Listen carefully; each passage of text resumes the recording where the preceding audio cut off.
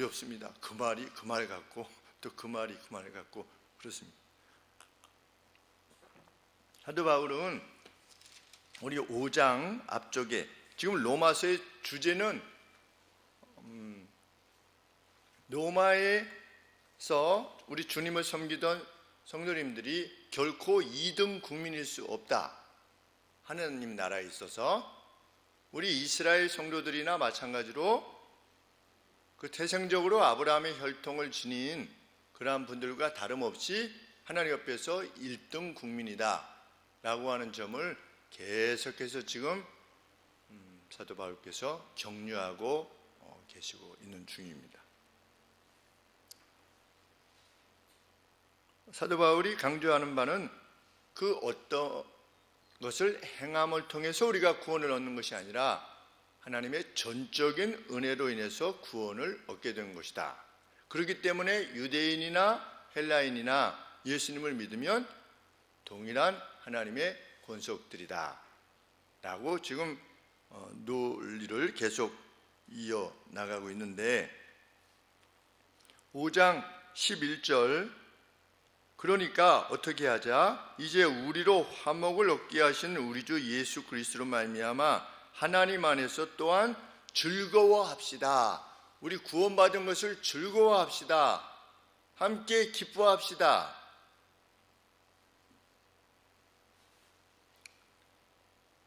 그런데 그들에게 이런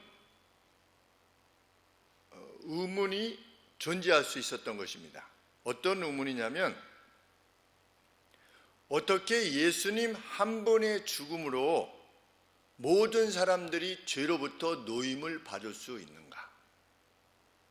왜 예수님이 죽으셨는데 모든 사람의 죄가 용서함을 받을 수 있는가? 어떻게 그럴 수 있는가? 그 논리는 무엇인가?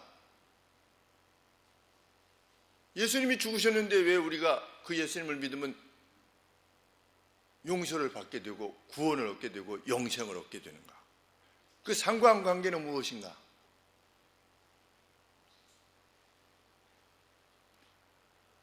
그것에 대한 물음을 가질 수 있었던 것입니다. 왜냐하면 하나님과 화목되었으니 우리 주 예수 그리스도로 말미암아 하나님 앞에서 또한 즐거워합시다 이러니까 왜 예수님이 죽었는데 우리가 마음껏 즐거워할 수 있는가 이렇게 생각하게 된 것입니다. 이에 대해서 사도 바울은 아담과 예수님을 비교함으로 그것이 그 즐거움이 진짜 즐거움일 수 있음을 지금 설득해 나가고 있는 것입니다. 우리에게는 어떤 죄와 어떤 죄가 있습니까? 원죄와 또 자범죄가 있습니다. 자기가 범한 죄, 원죄가 있고 자범죄가 있습니다. 원죄는 누가 지은 겁니까? 아담이 지었는데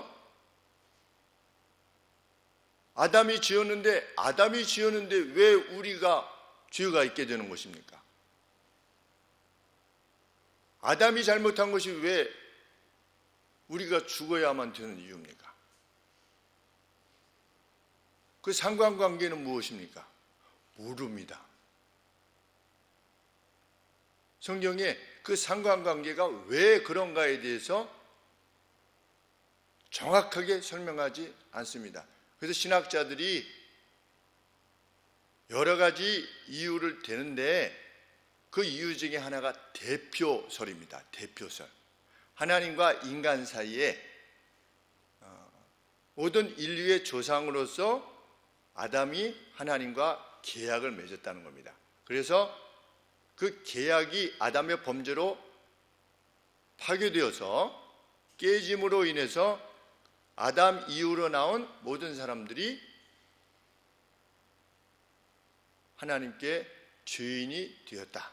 이것이 대표설입니다. 이것은 원죄를 해석하는 여러 해석 중에 하나입니다. 그런데 오늘 본문은 그것과 매우 가까이 언급하고 있습니다. 원죄는 어떤 사람이 자기가 자범죄를 짓기 전에 벌써 그 사람에게 영향을 미칩니다.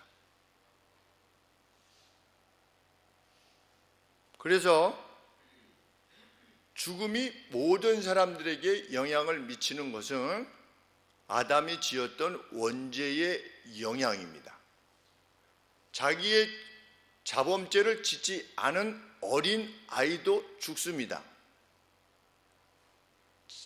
미처 죄를 짓기 전에도 어린아이가 태 속에서 죽기도 하고 사산하기도 하고 또 태어나서 자기결정권이 있기 전에 어떤 죄를 짓기도 전에 1살 이전에 또 사망할 수도 있습니다. 그 이유는 무엇인가? 죄의 결과이기 때문입니다. 그것을 비춰봤을 때 그 죄가 모든 사람들에게, 태어나는 모든 사람들에게 영향을 미친 것이라는 겁니다. 누구의 죄가? 아담의 죄가.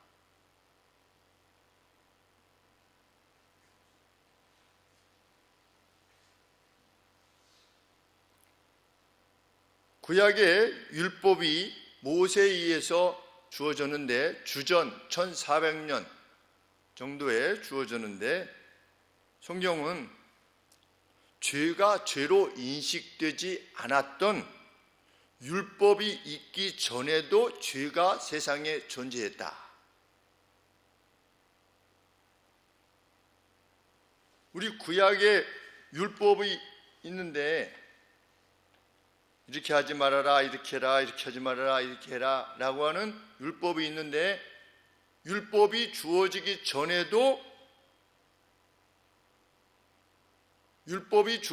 전에는 어떤 죄에 대한 죄목이 아직 성립되기 전에는 죄를 지어도 그것을 죄라고 여기지 않았겠지요. 왜냐하면 죄목이 없으니까.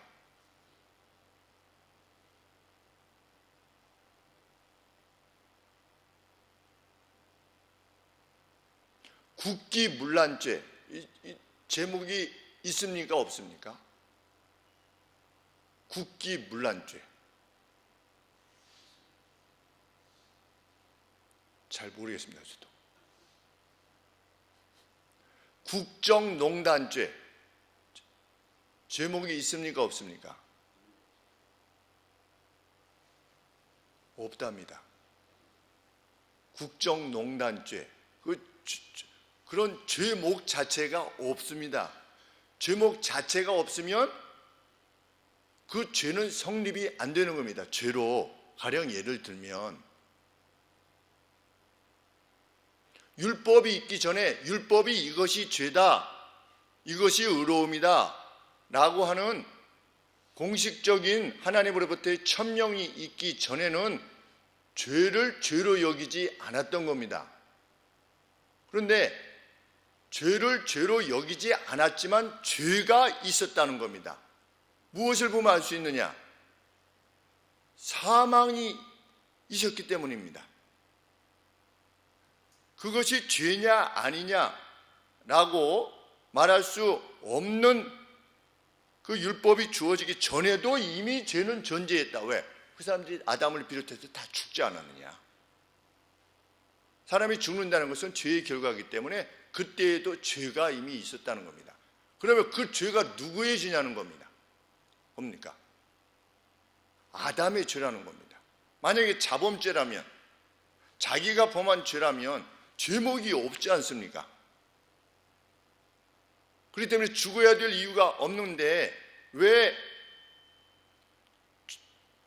죄인이라고 이 죄목이 정해지지 않은 채로 죄인이라고 이렇게 어떤 판결이 나지 않는 시기에도 왜 사람들이 죽었는가?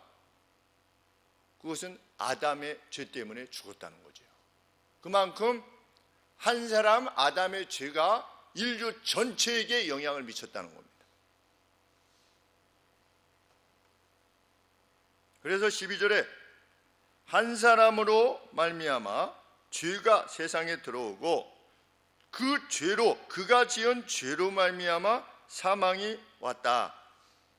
이와 같이 모든 사람이 죄를 지었다. 누구 때문에? 아담 때문에. 자기가 개인적으로 죄인 자범죄를 말하는 것이 아니라 모든 사람이 죄를 지었으므로 사망이 모든 사람에게 이른 것이다. 우리 예수님 믿는 사람, 믿지 않은 사람들도 다 죽는 이유는 자범죄 때문에 죽는 것이 아니라 원죄 때문에 죽는 것이다. 그 원죄를 누가 행했느냐? 아담이 행했다. 아담 한 사람이 범죄했는데 모든 사람이 범죄한 것이 되었다. 지금 바울이 무엇을 설명하는 겁니까? 그리스도께서 우리를 위해 대신 죽으셨는데 어떻게 모든 사람에게 그것이 영향을 미칠 수 있는가? 아담이 그러했다는 겁니다. 그런데 이 그리스도는 아담의 표징이다. 표상이다. 14절에 예수님은 이 아담과 같은 모습으로 오신 것이다. 그 역할이 바로 아담과 같은 역할을 행하시기 위해서 오신 것이다.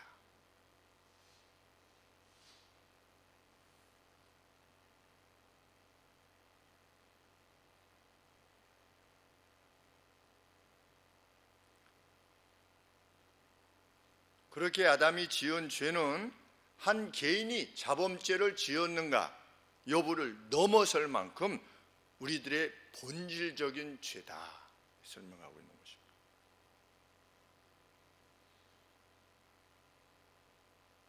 바로 그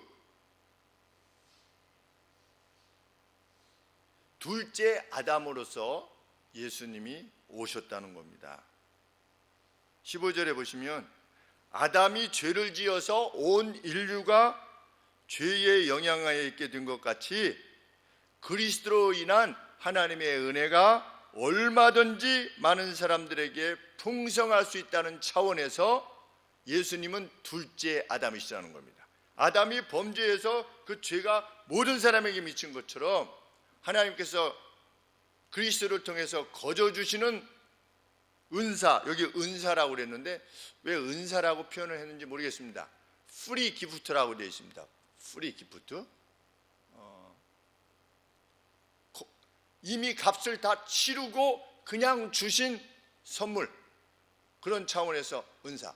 그런데 글쎄요, 프리가 은사하긴 은사인데 우리가 보통 기프트, 선물을 은사라고 표현하는데 조금 더 다른 표현이 있었으면 좋지 않았겠나 그런 생각을 하게 됩니다.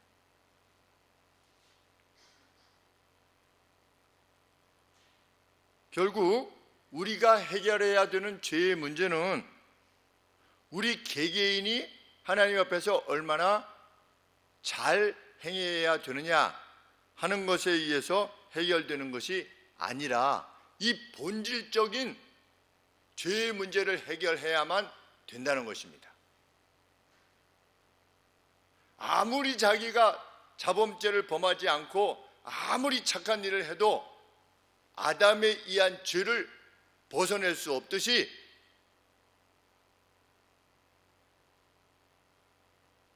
오직 예수 그리스도의 은혜가 우리로 하여금 의롭다 칭함을 받게 한다는 겁니다. 그러니 누구든지 예수 그리스도의 그 은혜 안에 있으면 기뻐하고 즐거워하고 감사할 수 있다는 것입니다.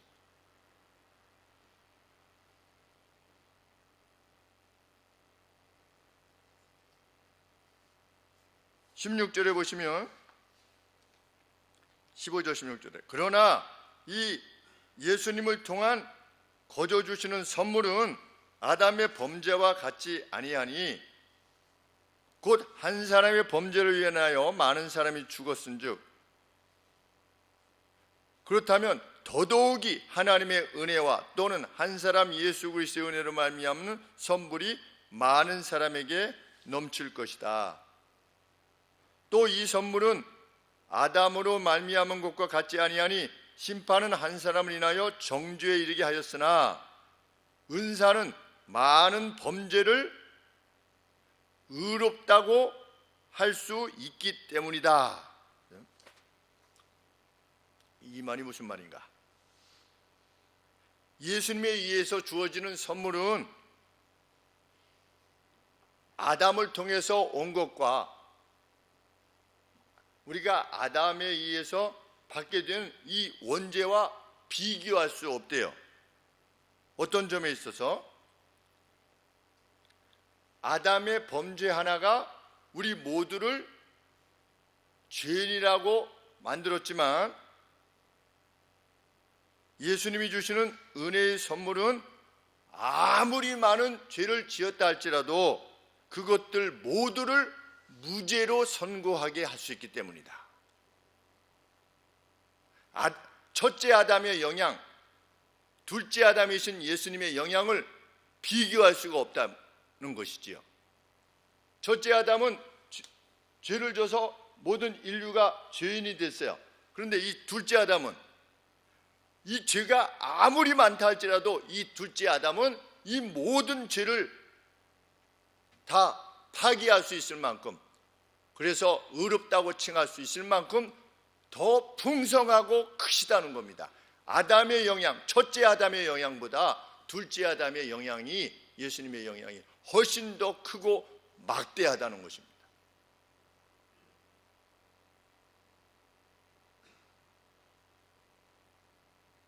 그렇게 죄사함을 받고 영생을 얻는 길은 우리 개개인의 행위의 보상으로서 주어지는 것이 아니라 이미 대가를 치른 그 선물을 받아들일까 여부로 결정되어진다라고 하는 사실은 우리에게 지극한 즐거움과 감사를 가져오는 것입니다.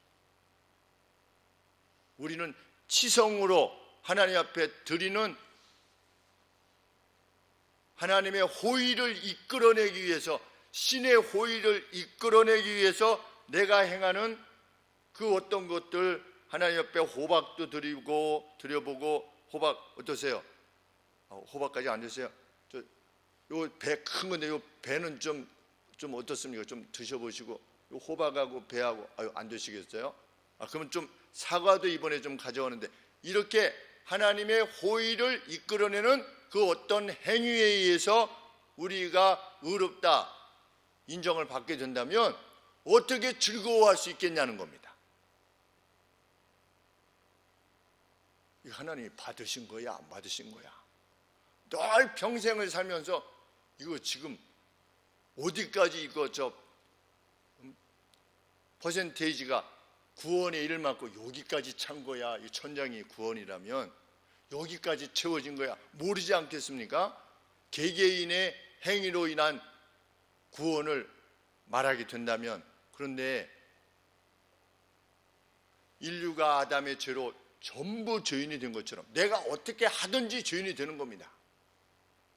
아담의 영향으로. 그런데 이 둘째 아담은 그 모든 죄들을, 내가 지었던 모든 죄들을 이분께 넘기면 이 예수님이 받아주시고 용서해 주시고 너는 의인이다 이렇게 정해 주시는 겁니다. 내가 어떻게 무엇을 해서 의로운 자가 되는 것이 아니라. 그러니 다시금 11절에 우리 주 예수 그리스도로 말미암아 하나님 안에서 또한 즐거워하느니라가 가능하게 되는 것입니다.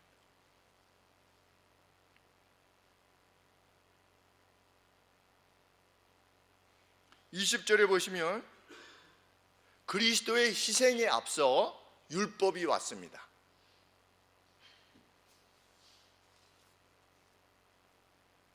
율법이 가입한 것은 율법이 들어왔어요.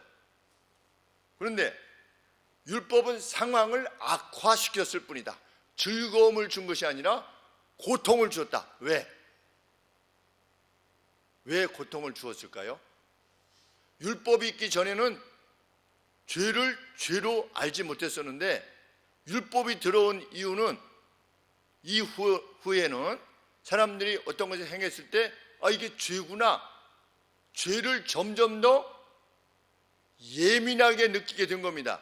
결국 율법을 통해서 인간이 지니게 된 것은 죄의식뿐입니다.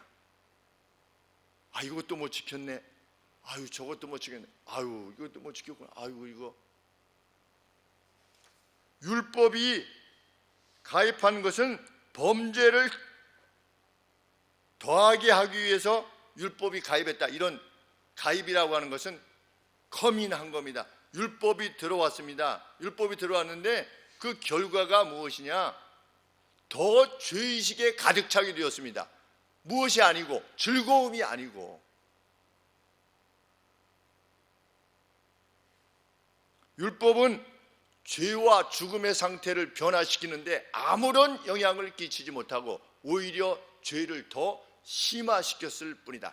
그렇게 인식시켰을 뿐이다, 사람들에게. 그런데 로마교회 성도님들은 지금 무슨 유혹을 받고 있는 겁니까? 율법을 지켜야만 1등 국민이 된다, 이렇게 하는 이스라엘로부터의 유대인들, 크리스찬들로부터 그런 유혹을 받고 있는 것입니다. 율법을 지켜야 돼. 그래야지 온전한 그리스도인이 될 수 있어. 율법을 지켜야지 하나님이 기뻐하셔.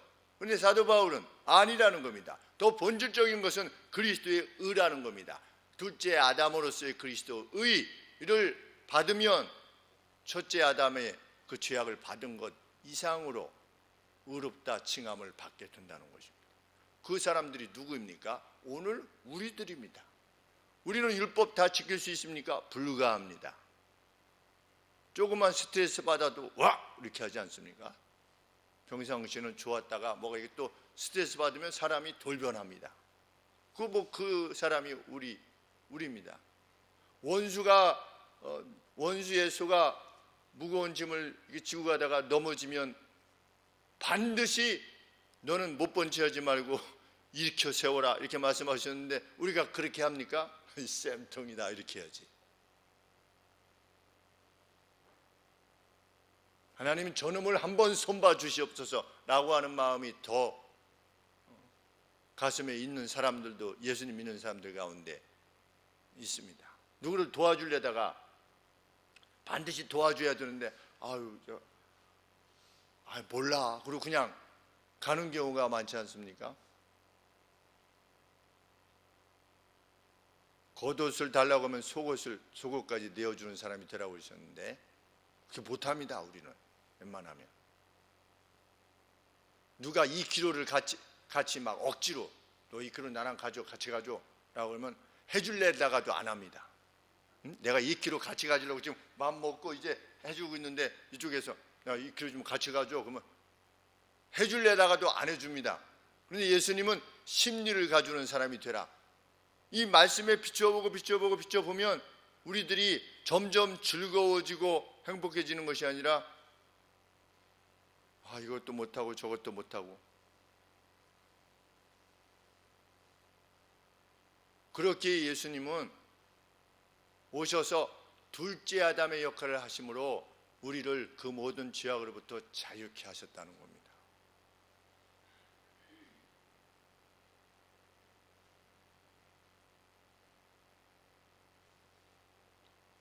율법은 결코 그것을 지킴으로 구원을 받게 하는 그러한 도구일 수 없었다.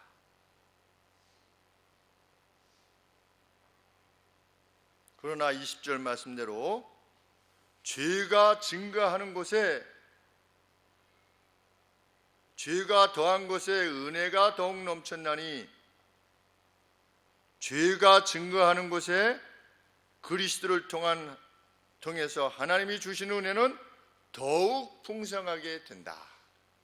자신의 죄를 인식하면 인식할수록 그리스도의 은혜가 더욱더 풍성하게 느껴지는 것뿐만 아니라 실제로도 그러합니다. 그것이 그리스도의 은혜 아니겠습니까? 더욱 의로움과 죄악에 예민한 사람일수록 이 거저 주시는 그리스도의 은혜에 감사와 영광을 돌릴 수밖에 없게 됩니다. 그런 사람들로 하늘소망교회가 가득 찰 수 있게 되기를 우리 주님은 원하시는 것입니다. 그런 인식이 있는 사람만이 비로소 하나님이 기뻐하시는 온전한 의로움을 이루어갈 수 있기 때문입니다. 자기의 삶의 영역에서 이 커다란 의로움의 방식을 받아들이는 사람만이 그 사람은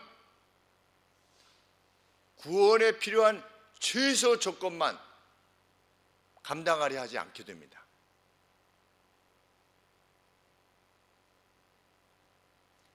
필요 조건만 채우는 것입니다.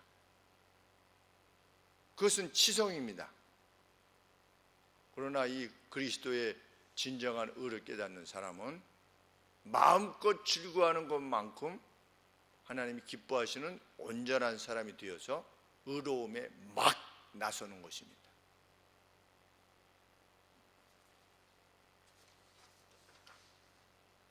하나님은 그렇게 죄의 증가를 어쩔 수 없이 보고만 계시지 아니하고 하나님의 은혜를 더욱 증가시키시는 겁니다. 그래서 죽음 안에서 죄가 지배했듯이 이전에는 죄가 지배했지요. 죽음 안에서. 그런데 이제는 은혜가 지배하는 겁니다. 예수님의 의롭게 하심을 통해서 은혜가 지배하는 것입니다. 누구든지 둘째 아담이신 예수님과의 관계 속에 들어가기만 하면 그가 의롭다함을 인정받아서 영생에 이르게 된 것입니다. 어떻게 예수님이 죽으신 것이 나의 의로움과 나의 구원과 영생과 관계되어지는 것인가? 아담과의 대비를 통해서 둘째 아담이신 예수님과의 비교를 통해서 사도 바울이 설명하고 있는 것입니다. 이것이 우리 구원의 로직입니다.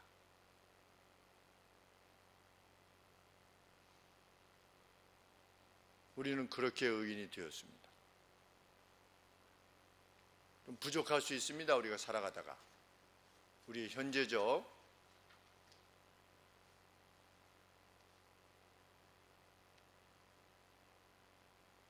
의로움에 예수님 믿고 나서 우리가 스스로 의롭게 행하는 그 어떤 것이 그렇게 뛰어나 보이지 않을 수 있습니다. 그러나 그 뛰어나 보이지 않음이 우리로 하여금 그리스도 안에서의 즐거움을 상실케 해서는 안 된다는 겁니다.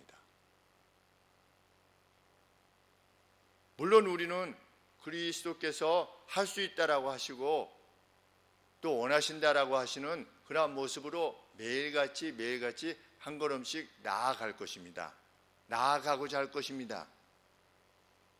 그것은 우리가 주님을 만나는 그 순간까지 우리가 계속 지향해야 되는 방향이 맞습니다.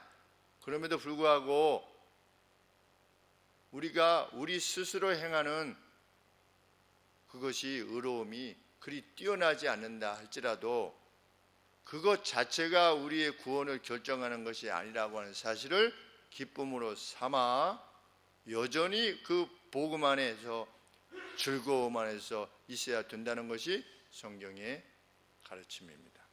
이 즐거움이, 이 자유함이 우리 성도님들에게 먼저 있기를 원하고 이것이 진짜 있을 때 하나님을 향한 진정한 헌신이 가능하게 될 것입니다.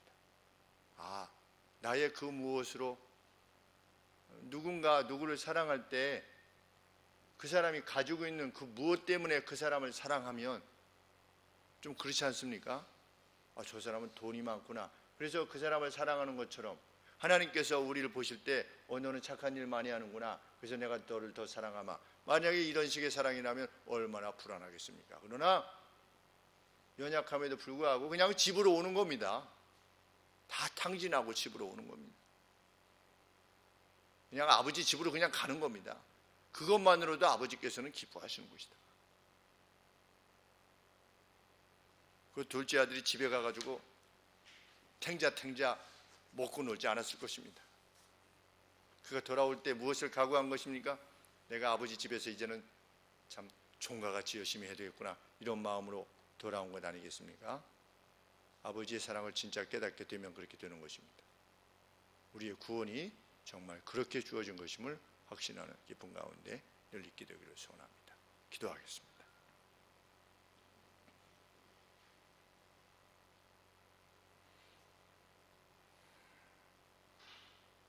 우리는 구원의 그 도에 대해서 하나님께서 어찌 그리 결정하셨는지 도무지 알지 못합니다. 그럼에도 불구하고 하나님께서는 예수 그리스도를 통한 거저 주시는 구원을 약속하셨기에 저희는 그 약속을 의지하고 오늘 믿음 생활을 행합니다. 하나님, 빼앗기지 않은 평안을 저희들이 누릴 수 있도록 도와주시옵소서. 원수 마귀가 우리 마음에 우리의 의로움의 행위의 약함을